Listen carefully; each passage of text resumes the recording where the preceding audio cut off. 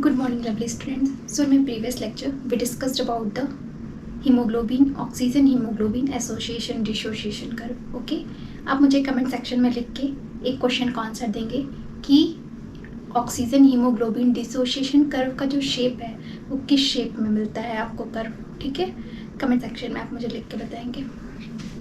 चलिए, आज का हमारा टॉपिक है. अब हम रेस्पिरेटरी सिस्टम के लास्ट लेक्चर्स में चल रहे हैं. ठीक है, 1 से 2 लेक्चर और बचेगा आपका, मैक्सिमम 15 से 20 मिनट्स का. ओके, देखिए आज का हमारा टॉपिक है रेगुलेशन ऑफ ब्रीदिंग मैकेनिज्म.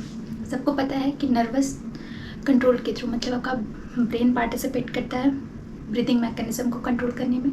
ठीक है, और आपका कुछ केमिकल्स जो होते हैं आपकी बॉडी में वो भी रेगुलेशन का वर्क करते हैं, कंट्रोल करने का काम करते हैं. ठीक है, तो मेनली नर्वस कंट्रोल के बारे में भी हम पढ़ेंगे. नर्वस कंट्रोल कैसे होता है, वैसे मैंने आपको प्रीवियस लेक्चर्स में पढ़ाया है जब मैं आपको नर्वस सिस्टम पढ़ाया था कि पॉन्स और मेड्यूला ब्रेन के जो 2 ऐसे पार्ट हैं जो रेस्पिरेटरी सिस्टम के रेगुलेशन में या ब्रीदिंग मैकेनिज्म के रेगुलेशन में पार्टिसिपेट करते हैं. ठीक है, तो देखते हैं नर्वस कंट्रोल में कौन कौन आ जाएगा आपका. एक तो मेड्यूला ऑब्लंगेटा एंड पॉन्स को पॉन्स वैरोले भी कहते हैं.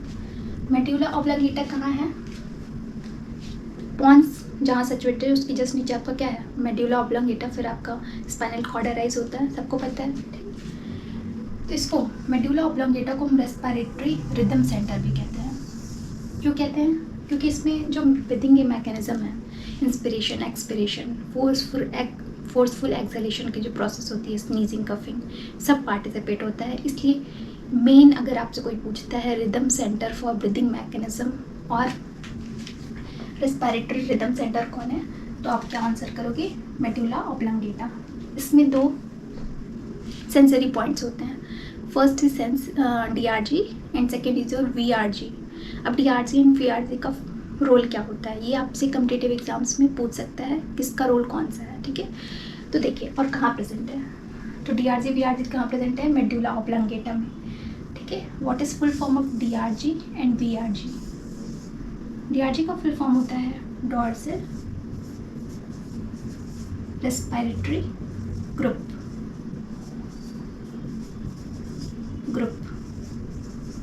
सेल बॉडीज की कुछ ग्रुप पाया जाता है. वैसे मैंने आपको पढ़ाया है ये सब प्रीवियस लेक्चर पे, जब मैं नर्वस सिस्टम पढ़ा रही थी, ब्रेन से रिलेटेड आपको चीज़ें पढ़ा रही थी सेंट्रल नर्वस सिस्टम के बारे में, तो वहाँ पे मैंने सब एक्सप्लेन किया है.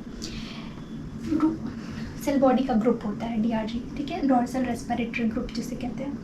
ये मेनली रिस्पॉन्सिबल होता है inspiratory centre, act as a inspiratory centre. जो इंस्पिरेशन की प्रोसेस आप कर रहे हो वो किसकी सिग्नल्स की वजह से हो रही है, DRG. ठीक है, कंट्रोल्स नॉर्मल ब्रीदिंग. अब नॉर्मल ब्रीदिंग में आपका इंस्पिरेशन, एक्सपिरेशन दोनों आ जाता है, मतलब इनहेलेशन, एक्सहेलेशन दोनों आ जाते हैं. लेकिन मेनली रिस्पॉन्सिबल किसके लिए है, ये inspiratory centre, act as a inspiratory centre mainly. ठीक है, and VRG, what is full form of VRG, ventral respiratory group. ये मेनली रिस्पॉन्सिबल है, act as a expiratory centre. जैसे ये इंस्पायरेटरी, जैसे इसका opposite act as a expiratory centre. ठीक है, कंट्रोल फोर्सफुल ब्रीदिंग. अब फोर्सफुल ब्रीदिंग के बारे में मैंने आपको डिटेल में बताया. ठीक है, फोर्सफुल ब्रीदिंग क्या होती है, फोर्सफुल एक्सहेलेशन की जो प्रोसेस आप करते हो. ठीक है, वो फोर्सफुल ब्रीदिंग की प्रोसेस में आता है. जैसे मान लीजिए आप छींकते हो तो वो एक फोर्सफुल एक्सहेलेशन की प्रोसेस है. तो ये किसकी वजह से होगा, VRG की वजह से. और ये VRG कहाँ प्रेजेंट है आपका, मेड्यूला ऑब्लंगेटा में. Okay, I hope this will be clear to you. अब इसमें आपसे क्वेश्चन क्या अराइज करेगा कि मेड्यूला ऑब्लंगेटा में VRG का वर्क क्या होता है, मेनली किसके लिए रिस्पॉन्सिबल है, फोर्सफुल एक्सहेलेशन के लिए पार्टिसिपेट करता है. ठीक है, अब देखिए पॉन्स वैरोली. ठीक है, पॉन्स के बारे में मैंने आपको पढ़ाया है नर्वस सिस्टम में डिटेल में. पॉन्स में 2 पार्ट होते हैं, एक अपर पॉन्स होता है, एक लोअर पॉन्स होता है. ठीक है, पॉन्स के स्ट्रक्चर में यहाँ पे मैंने आपको स्ट्रक्चर दे दिया, आप इसको ध्यान से देखिएगा कहाँ प्रेजेंट है एग्जैक्टली पॉन्स आपका, और मेड्यूला कहाँ प्रेजेंट है. ठीक है, देखिए अपर पॉन्स जो है वो किसकी तरह बिहेव करता है, ये भी मैंने आपको बताया है, pneumotaxic centre. Switch off point of inspiration and decrease duration of inspiration. अब ये ऐसा क्यों कह रहा है? न्यूमोटैक्सिक सेंटर का मतलब है जब भी आप इंस्पिरेशन की प्रोसेस कर रहे हो, मतलब मान लीजिए आप दौड़ते दौड़ते कहीं से आ रहे हैं, तो जब आप रिलैक्स करते हैं, हाफने लगते हैं उस टाइम पे, जैसे मान लीजिए कोई डॉग आ रहा है सामने से दौड़ते हुए, वो भी रिलैक्स करता है, तो उस टाइम पे इंस्पिरेशन की प्रोसेस क्या हो जाती है? बहुत ही डिक्रीज़ हो जाती है। तो ये ऐसा क्यों होता है? ये इसकी वजह से, न्यूमोटैक्सिक सेंटर की वजह से, ठीक है। तो switch off point of inspiration मतलब उस टाइम पे आप मेनली आप एक्सपिरेशन की प्रोसेस कर रहे हो, मतलब रिलैक्स कर रहे हो उस टाइम पे। इंस्पिरेशन नहीं, मतलब उस होगी लेकिन बहुत ही कम होगी। वही लिखा है डिक्रीज ड्यूरेशन ऑफ इंस्पिरेशन। जब आप बहुत ज़्यादा हाँफने लगते हो तो उस टाइम पे इंस्पिरेशन की प्रोसेस बहुत ही लो हो जाती है। वो किसकी वजह से है? न्यूमोटैक्सिक सेंटर की वजह से। लोअर पॉन्स का वर्क क्या है? अब ये एपन्यूस्टिक सेंटर की तरह वर्क करता है। एपन्यूस्टिक सेंटर, डीप ब्रीथिंग जैसे मान लीजिए आप लोग अनुलोम विलोम कर रहे हो, कपालभाति जो प्राणायाम है, ये सब वगैरह एक्सरसाइजेज योगास कर रहे हो, तो उस टाइप पे जो डीप ब्रीदिंग करते हो आप लोग, तो उसमें क्या होगा? ड्यूरेशन ऑफ इंस्पिरेशन बढ़ता है ऑब्वियसली। कपालभाति आप लोग करते हो, ड्यूरेशन ऑफ एक्सपायरेशन उसमें बढ़ता है मेनली, लेकिन इंस्पिरेशन की प्रोसेस ब्रीदिंग मैकेनिज्म में ज़्यादा होती है ज़्यादा, ठीक है। तो वो किसकी वजह से होगा? एपन्यूस्टिक सेंटर की वजह से। मतलब ऐसे दिमाग में रखिए कि इसमें इंस्पिरेशन का प्रोसेस बढ़ेगा, इसमें डिक्रीज होगा अपर पॉन्स में, ये न्यूमोटैक्सिक सेंटर की तरह बिहेव करेगा एंड ये एपन्यूस्टिक सेंटर की तरह बिहेव करेगा। ओके, तो इतना नोट डाउन कर लीजिए, फिर हम केमिकल रेगुलेशन के बारे में समझते हैं। ओके,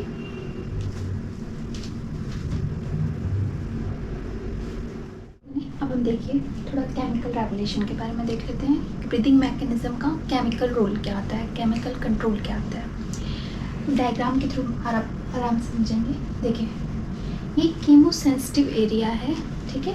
कीमोसेंसिटिव एरिया है just adjacent to DRG present होगा, मतलब डोर्सल रेस्पिरेटरी ग्रुप के जस्ट बगल में प्रेजेंट होगा आपका कौन?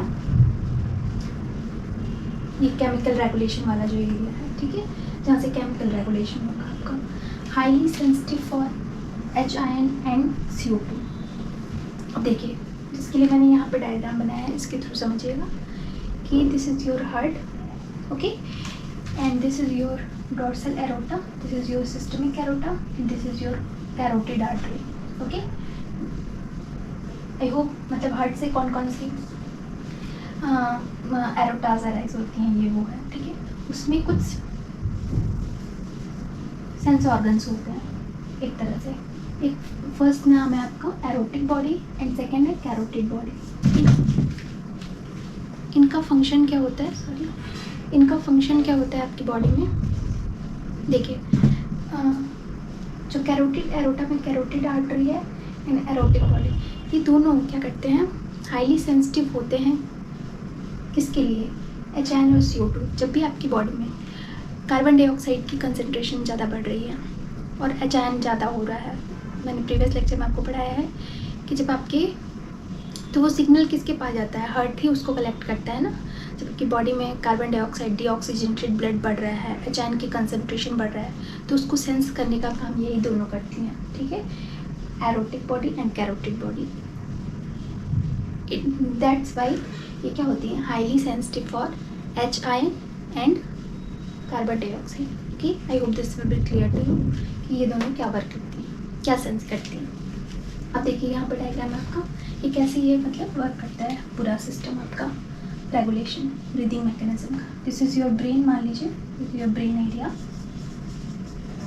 ब्रेन एरिया में ही आपको पता है न्यूमोटैक्सिक एंड एपन्यूस्टिक सेंटर है, किसमें? पॉन्स में। This is your pons area, मान लीजिए this is your pons area, okay. And यहीं पे आपका है DRG and this is your VRG, dorsal respiratory group and ventral respiratory group. अभी मैंने आपको क्या बताया कि डोर्सल रेस्पिरेटरी ग्रुप किसके लिए होता है?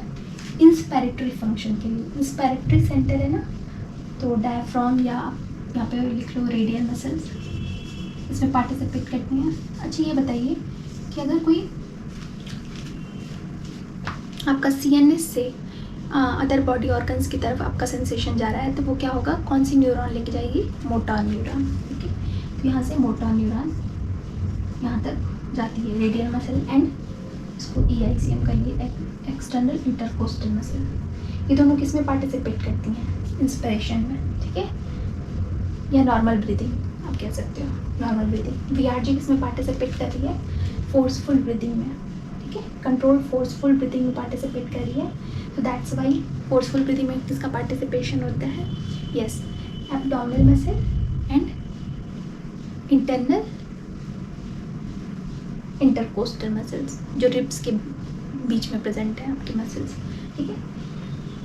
तो मतलब एक्चुअली मैंने डायग्राम इसलिए बना दिए ताकि आपको इसका पूरा रेगुलेशन समझ में आ जाए एक्चुअली हो क्या रहा है। यही सेंसेशंस जो हैं मैं वो यहाँ तक जाती हैं, DRG VRG तक, और ये सब हैपनिंग मतलब होता है जब आपकी बॉडी में कार्बन डाइऑक्साइड एंड अजैन की कंसनट्रेशन बढ़ जाएगी, तो ये सेंसेशन यहीं से एरोटिक बॉडी से लेकर यहाँ DRG VRG तक जाएंगे, तो इसको कंट्रोल करने का काम करती हैं। तो दैट इज़ हैपनिंग हियर।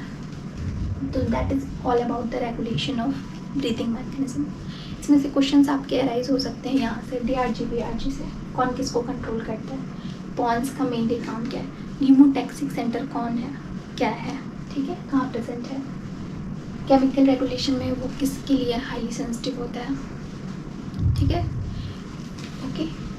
तो अब मेरे हिसाब से एक हेयरिंग ब्यूरर रिफ्लेक्स करके एक एक्शन होता है आपकी बॉडी में, उसको पढ़ना है, कुछ 1-2 डिजीज़ पढ़ लेंगे, ठीक है।